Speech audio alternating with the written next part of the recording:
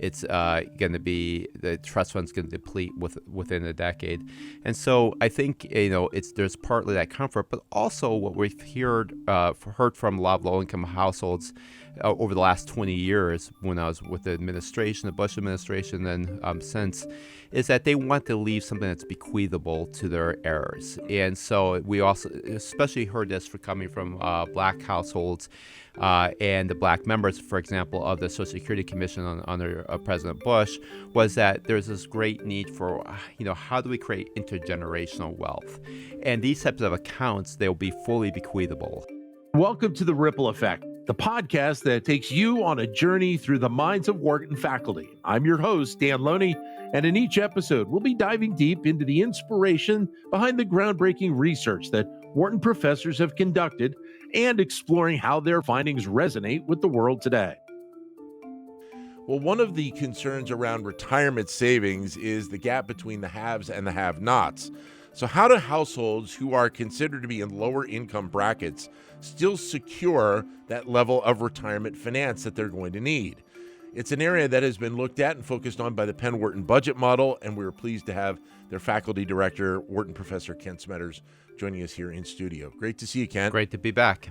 Why is this component, though, so important when we think about retirement, especially to do the research that you've done on this? So about half of households in the United States really don't have a lot of material savings toward retirement. Now, one could argue that could be actually optimal if you believe that Social Security benefits, Medicare benefits, and believe it or not, Medicaid, because that actually pays for the long-term care component of in retirement.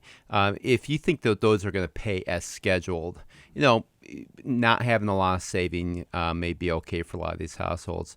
But those programs are under a lot of pressure right now, and they are contributing to large shortfalls in our projected finances for the country. And it's always good to have your own nest egg as well. And so I think that's why, on one hand, things get embellished by some people who say that, there's a huge problem here. On the other hand, there is a problem still. Some of it is caused by government policy itself, but there is a problem. And this is something that at least policymakers are aware of, or at least they want to get more information about, so we know a potential path that we need to go down. That's right. In particular, so policymakers are certainly aware of that a lot of the low-income households in their districts really are not saving that much for retirement, and that if we ask why is programs like Social Security, Medicare, and Medicaid kind of the third rail of politics, it's partly because people have become so dependent on those programs. Right. No one wants to touch them, but at the same time, there's no question going forward we're going to have to figure out another approach. $200,000 was the level that you used in the research.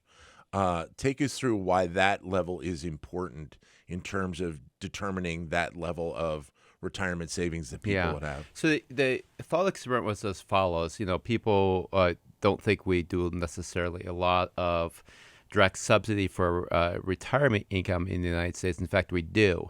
When you calculate your AGI, your adjustable gross income, the A component there doesn't get a lot of attention, but there's a big tax write-off there, and that's through the fact that you can put in your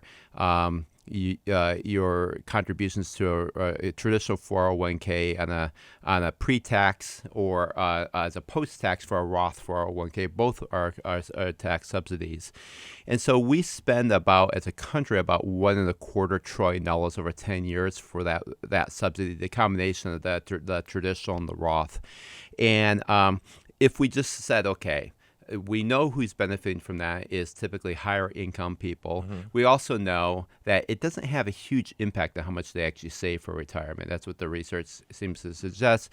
In nerdy language, they don't have a big elasticity response to the tax incentives there.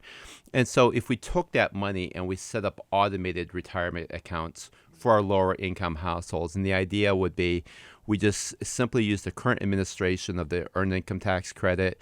No more administration. Basically the same qualifications, the same rules, different phase outs in terms of all that. But essentially, we do a 10% contribution of income. So it's not like freebies here. You still have to work and so forth. We could use that money to really boost up low-income household savings accounts. And if you're a younger person, 25 years old, and you're on one of these, low-income paths, we could, over time, get you, on a risk-adjusted basis, close to around $200,000 of retirement income or retirement savings that then could be annuitized or converted in some type of income. And that could then top up Social Security and things like that. And so the same budget costs could be redirected toward kind of lower income and ultimately totally expand. Since we know the high income are not going to cut back a lot in their saving, the low income now are going to have saving. The net saving in society is going to go up. What do you think that does then to debt overall when you have that component factored in to the mix of retirement savings? So what we try to do is construct it in a way that's roughly revenue neutral over 10 years. And so the idea is that, we have these different options, kind of small, medium, and large, and different phase outs, different matching rates, and so forth. And the phase outs are, obviously we're not going to be subsidizing 10% of income for really high income folks, but this is for lower income. And so the idea is that the medium one basically is revenue neutral over a 10-year period. And so the low is, less than you actually will now make money as the government saves some revenue. And the high is it costs you a little bit more than current revenue costs associated with the 401k and 403b type of deductions. Technically speaking, those are adjustments rather than deductions. And so as a result, we can get low-income households a pretty nice nest egg. And that's not playing tricks with like crazy returns. This is on a risk-adjusted basis. Is the belief that being able to reach that 200,000 plateau is something that can provide lower-income households not only that nest egg, but a level of comfort that maybe they haven't had in the past? That's right. And there's a couple things that can happen with it. One is that, yes, Social Security is going to be there in some form, exactly how big it will be and so forth, but it's still not, Social Security doesn't even guarantee that you'll stay out of poverty in old age. Right. And so it's possible that your benefit is not going to be that big and so forth. And who knows what the future brings, given that it's going to be, the trust fund's going to deplete within a decade. And so I think, there's partly that comfort, but also what we've heard from a lot of low-income households over the last 20 years when I was with the administration, the Bush administration, and since, is that they want to leave something that's bequeathable to their heirs. Okay. And so we also especially heard this coming from black households and the black members, for example, of the Social Security Commission under President Bush, was that there's this great need for, how do we create intergenerational wealth? Yeah. And these types of accounts, they'll be fully bequeathable. In particular, on one hand, they're designed in a way that you can't tap into them before retirement because you can't top them up. These are purely non-contribution. The government does the full contribution. The idea there is that, therefore, there's no right for you to tap into these before retirement. They are truly retirement accounts. Mm-hmm. On the other hand, they are fully bequeathable, unlike Social Security. You can't bequeath your future Social Security benefit after you die. And so I think this idea of being able to build up intergenerational wealth, helping your kid put a down payment for a house, I think that can create a lot of value for people. How do you think then that concept really tackles the larger issue of just being able to build up retirement savings and, to a degree, the understanding of how to go about doing that? Yeah. I mean, there's stuff in here that I think both sides of the political spectrum should really like. One is a much greater tilt toward low-income houses and building up wealth and so forth. On the other hand, if I were on the opposite side of the political spectrum, I would say, this also means a little less pressure on Social Security, Medicare, Medicaid. Some people have viewed this as kind of camel's nose under the tent strategies. There's no tent there. But the point is that, why have half of the population rely so heavily on those sources of income of Social Security, Medicare, and Medicaid for long-term care. When I think they're looking for some more independence. I think people sense of their ability to rely on the government to deliver in the future. Especially where our federal debt is exploding right now, where we are now making higher interest payments than we're spending in the military. That's not bode well in history for countries that do that. And so I think it is, given the great uncertainty going forward, this is kind of a more decentralized way of creating comfort. So is this partway a path to trying to get lower income households, the concept of fully funded retirement savings programs? Well, it certainly can augment that. Could you, if you go into retirement, and all this is after adjusting for inflation as well. Yeah. And so it's like $200,000 in today's dollars. So it could, you live in retirement on $200,000. You probably could. It wouldn't be a super comfortable standard of living. So I think this is more of a top-up for Social Security.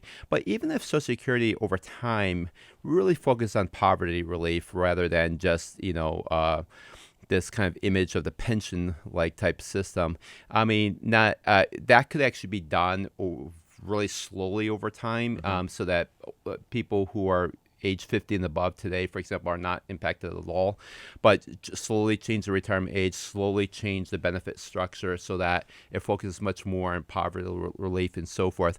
You could save money there, but you could also make sure people stay out of poverty, but they're not going to have a great life, just on Social Security. Yeah. But this can actually give them a fuller retirement. And again, for a lot of low-income households, what they really care about is, and I don't think this gets enough attention, especially in the Black community, Hispanic communities where we've heard this from, is they really want something that the idea of bequeathing wealth to the next generation. That shouldn't just be the rich white people thing. That should be something that's universal. What's the reaction that you get to this idea from the policymakers right now? Yeah, I was shocked. Some of the policymakers were like more. They actually were really gung-ho about it. They thought this was really cool. On one hand, right now they're all focused on, extenders for Tax Cuts and Jobs Act and things like that. But nonetheless, the reaction from both sides has been positive. People are often nervous about, is there a hidden agenda here and so forth? And it's no. I mean, it's just a way of trying to secure more retirement. From the industry, we've gotten some feedback, and some of the industry trade groups, they always have to attack every idea out there, because that's how they rationalize their existence. But from the industry players themselves, they actually agree with the statement that higher income people are not going to really reduce their retirement saving that much from losing this tax benefit from the 401k deduction. And low income people, this is definitely going to boost up retirement. So overall, retirement saving should actually increase. And that's something that they feel like they can really tap into and provide things like streams of income, annuities, and so forth. Kent, great to see you again. Thanks very much. Thanks for having me. Thank you. Kent Smetters, who is a faculty director of the Penn Wharton Budget Model.